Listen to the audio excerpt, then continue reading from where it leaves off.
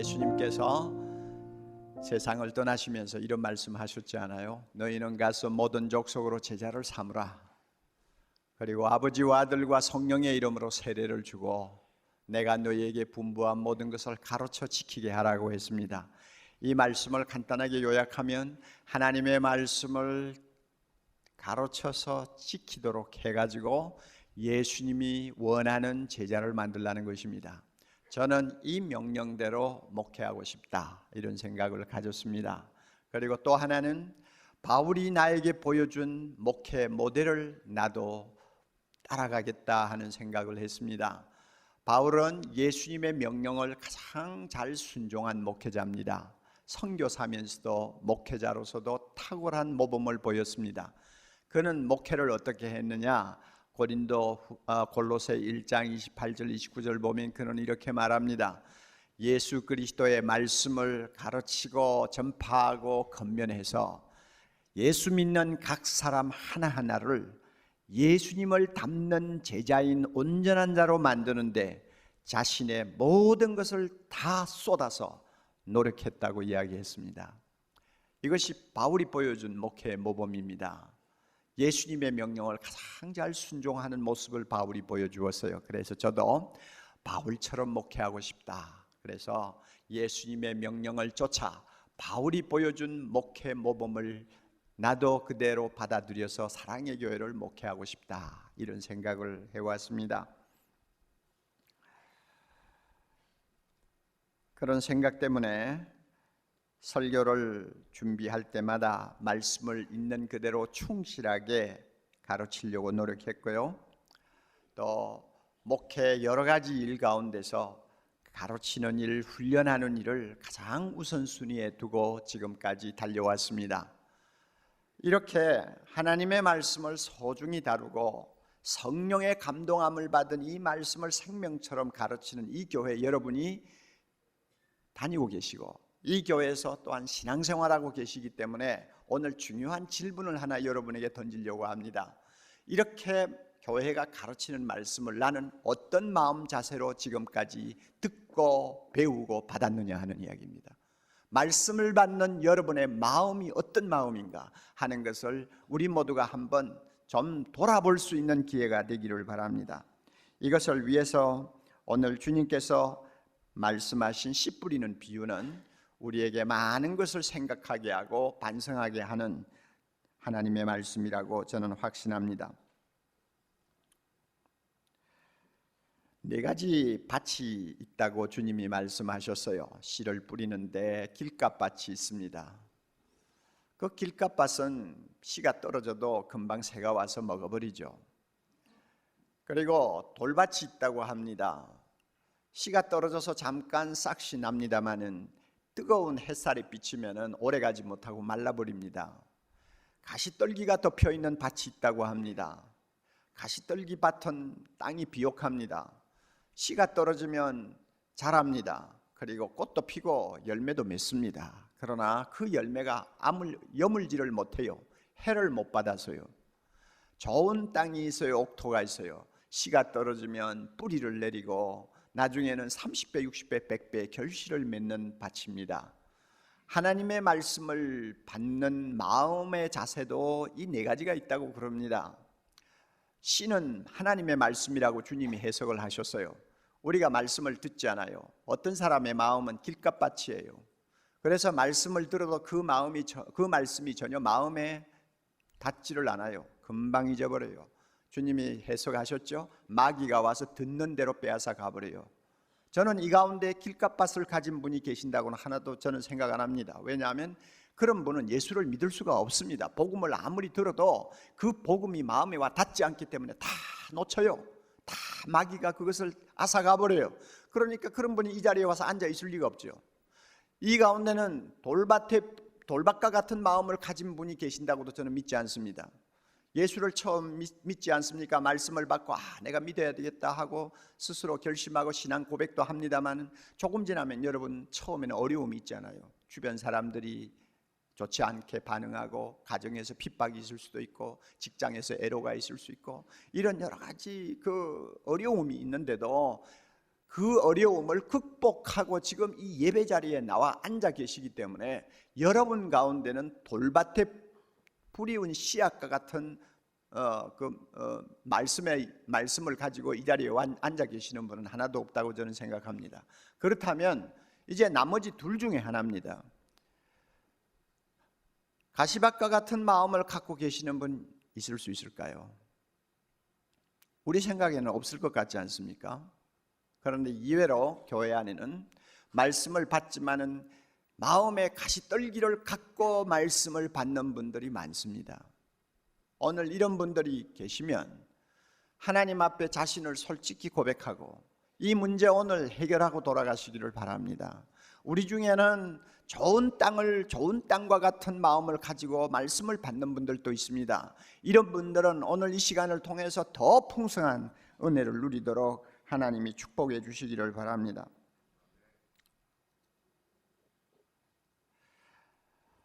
마음에 가시떨기가 있어요.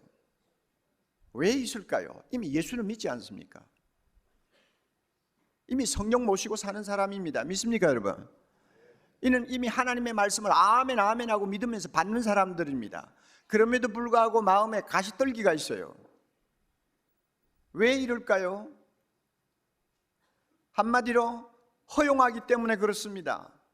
가시떨기를 그대로 남겨놓아요. 없애려는 생각을 안 하세요. 그것 때문에 회개하고 하나님 앞에 은혜를 구하고 그 가시떨기가 뿌리채 뽑히도록 뽑아서 내버리려고 몸부림을 치지 않고 그대로 내버려 두어요. 저는 농사 짓는 아버지를 모시고 있었기 때문에 잘 알아요. 여러분, 옛날에 우리가 가난할 때는 저 산비탈에 손바닥만한 어떤 땅만 있어도 그것을 그저 개간해가지고 밭을 만들어서 무엇을 뿌려가지고라도 농사를 지어가지고 먹고 살려고 애를 쓰지 않았습니까? 그 땅을 개간합니다. 개간해서 밭을 만들어요.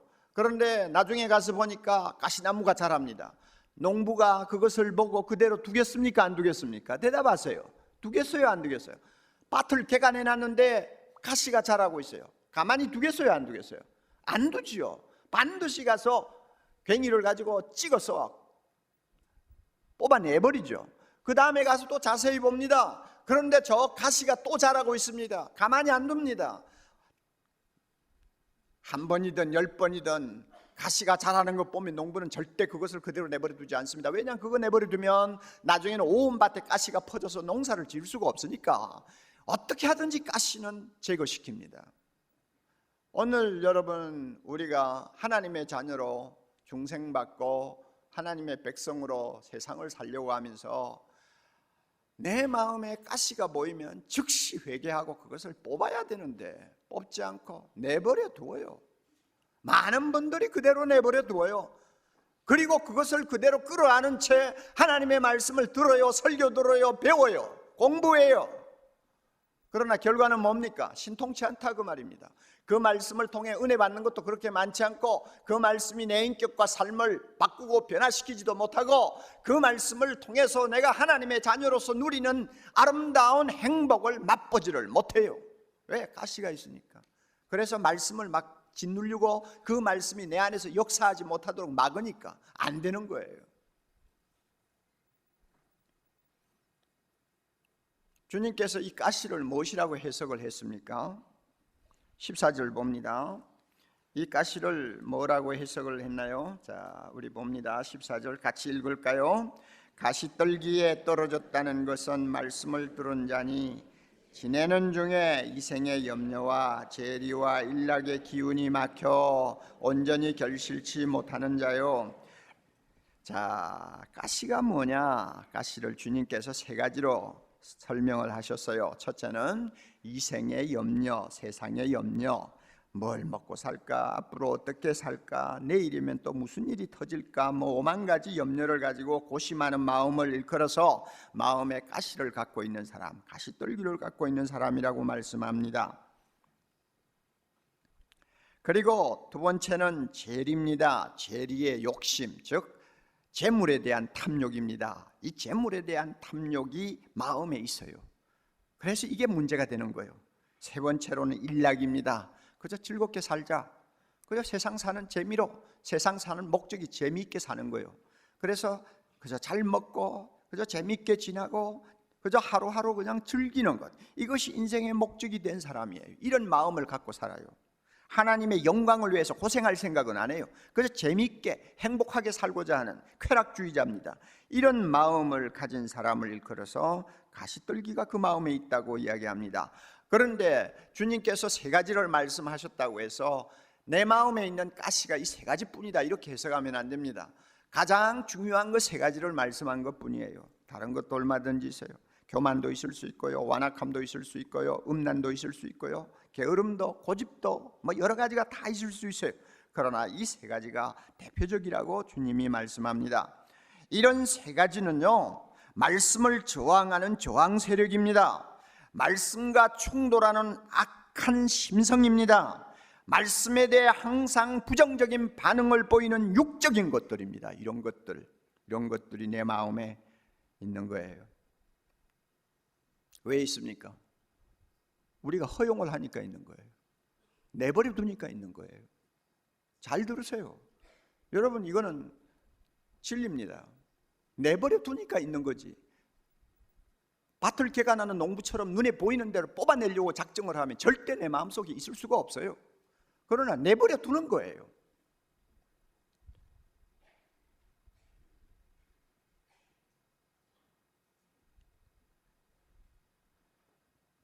하나님의 말씀은 능력이 있습니다. 살았고 운동력이 있습니다. 하나님은 말씀을 가지고 천지를 창조하셨습니다. 하나님은 말씀을 가지고 예수 그리스도를 죽음에서 일으키셨습니다. 하나님은 말씀을 가지고 우리를 세상으로부터 불러내어 하나님의 거룩한 백성을 삼으셨습니다. 할렐루야. 하나님의 말씀은 능력과 권능이 있습니다. 그러므로요, 우리가 하나님의 말씀을 좋은 마음으로 받아만 들이면요, 이런 그 세상적인 염려가 계속 남아가지고 말씀을 방해하지 못합니다. 여러분, 말씀 보세요. 하나님이 뭐라고 합니까? 아버지라고 그러잖아요. 나는 너희의 아버지니라. 모든 것을 가지신 아버지, 자비로우신 아버지입니다. 그 아버지가 세상을 사는 우리를 찾아오셔서 말씀 보세요. 우리의 눈을 가만히 들여다보시면서 무엇이라고 말씀합니까? 무엇을 먹을까? 무엇을 마실까? 염려하지 말라. 내일 일을 염려하지 말라. 내일 일은 내일 염려해라. 오늘 괴로움으로도 족하다. 아무것도 염려하지 말고 감사함으로 하나님께 기도하면 다 들어준다. 성경 보면 하나님이 그런 말씀으로 약속을 하셔서 이 말씀을 그대로 받으면 내 마음에 이 염려라는 것이 그대로 쭉 치고 앉아서 고집스럽게 내 마음을 지킬 수가 없어요. 힘을 잃어버리게 되어 있습니다. 여러분, 하나님의 말씀은 능력이 있습니다. 재물의 탐욕, 재물에 대한 애정, 사랑, 이거 하나님의 말씀은 가차없이 정리하고 우리를 그런 탐욕에서 해방시켜 줍니다. 하나님의 말씀은 그런 능력이 있어요. 성경 보세요. 여러분, 하나님께서 재물에 대해서 무엇이라고 말씀합니까? 정함이 없는 재물에 소망을 두지 말라고 하잖아요. 그 말씀에 우리가 동의하면 재물에 대한 마음의 애착이 떠납니다. 돈을 사랑함이 일만하게 뿌리가 된다고 했잖아요. 그 말씀 앞에 아멘 하면 하나님께서 우리 마음에 재물에 대한 탐욕을 죽여주십니다. 하나님과 재물을 겸하여 사랑하지 못할 것이라고 하는 경고를 그대로 받아들이면 재물을 사랑하려고 하는 마음을 그대로 담아두고 있을 수가 없어요. 하나님의 말씀은 능력이 있어서 우리 마음에 있는 쾌락 같은 것을 주께서 죽여주십니다. 성령의 사람은 그 정과 욕심을 십자가에 못 박았느니라.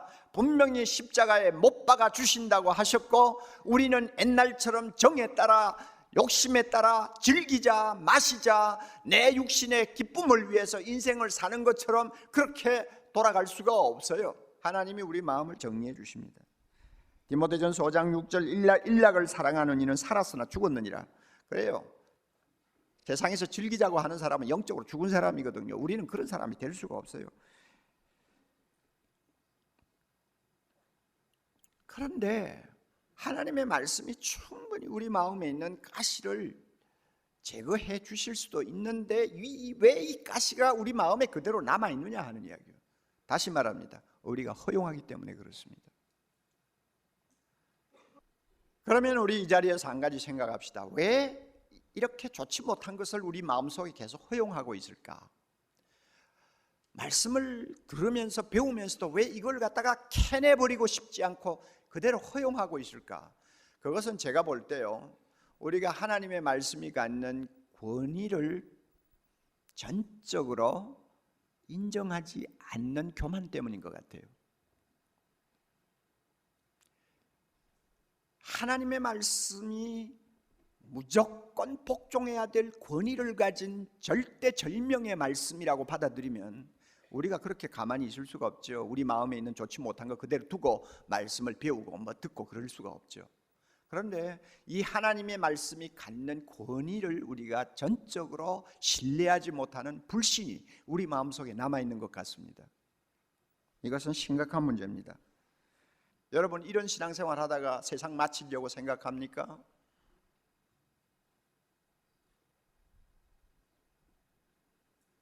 자, 그러면 이렇게 마음에 가시밭을 갖고 있는 사람이 구원을 받을 수 있을까?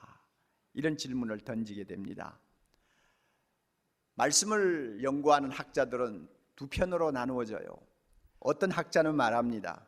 절대 구원받을 수가 없다고 그럽니다. 왜냐하면 주님이 말씀하시기를 입으로 주여 주여 하는 자마다 절대 천국에 들어갈 수가 없고 그 사람의 모든 것은 그 열매로 알리라. 그러므로 열매가 없는데 순종을 안 하는데 어떻게 그가 구원받을 수 있겠느냐, 이렇게 극단적으로 해석을 합니다. 또 다른 학자들은 이렇게 말합니다.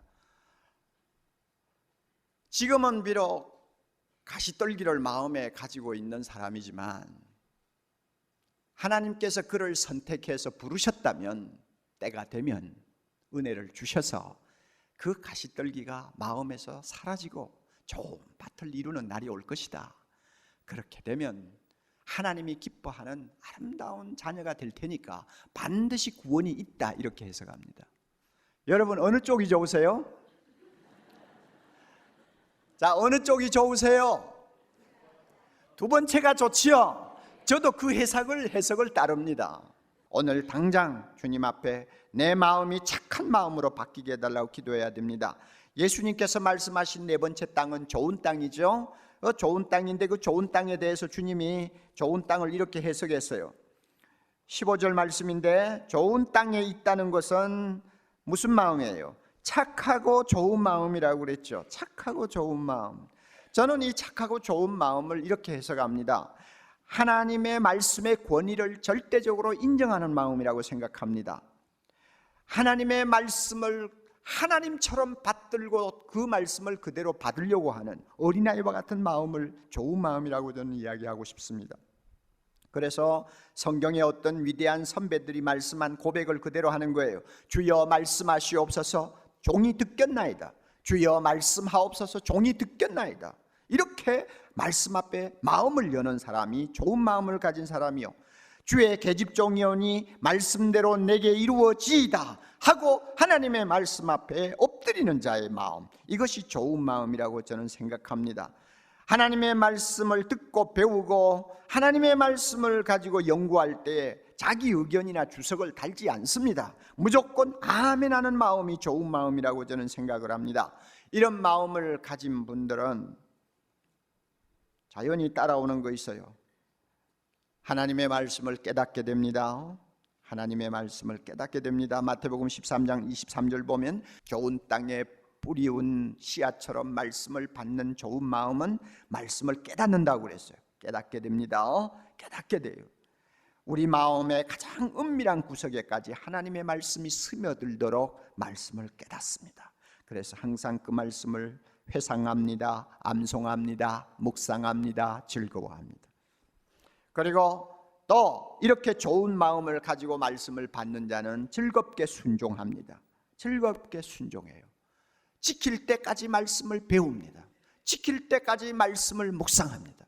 그 말씀이 내 삶에 적용이 될 때까지 노력합니다. 그리고 이렇게 좋은 마음을 가진 사람은 나중에 열매를 맺습니다. 주님이 말씀하신 대로 30배, 60배, 100배로 열매를 맺는다고 했습니다.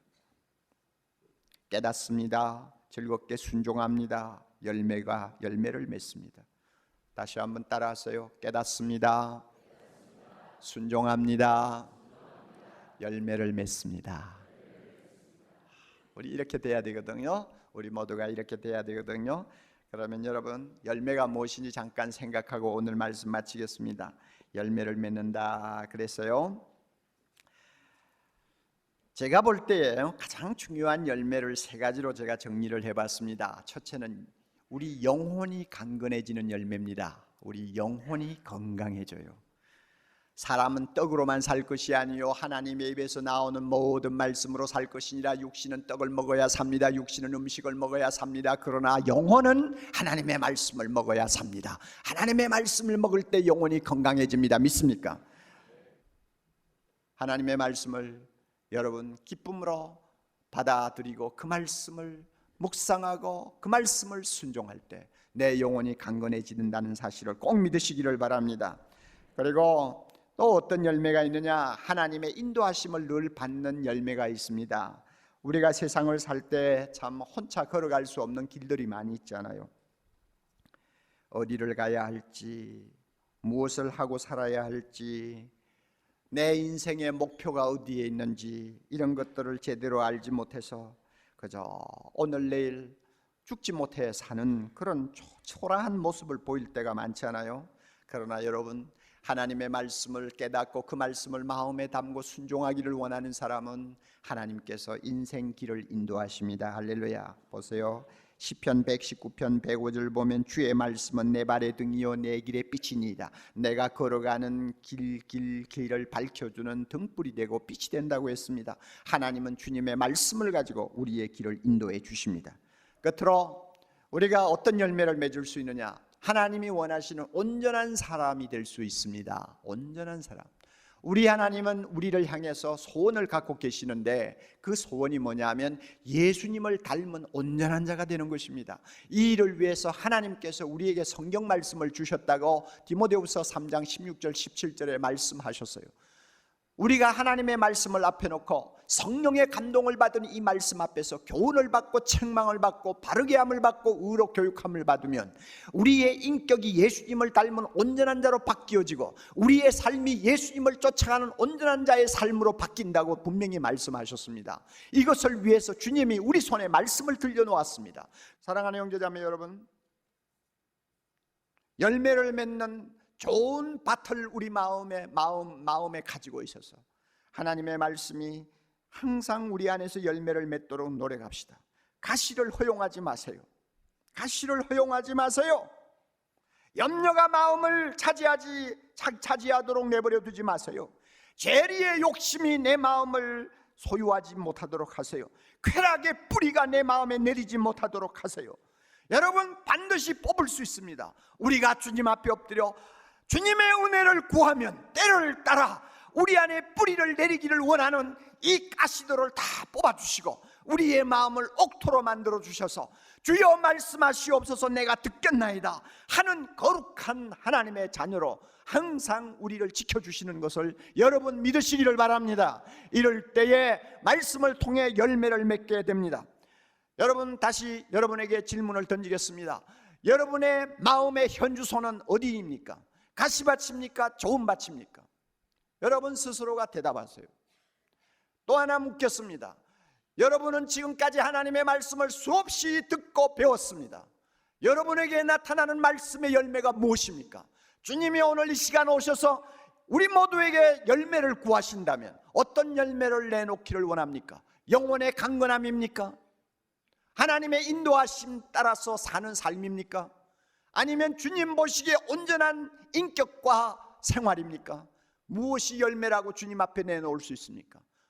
스스로 물어보시고 우리의 자세를 다시 한번 가다듬는 시간이 될 수 있기를 바랍니다.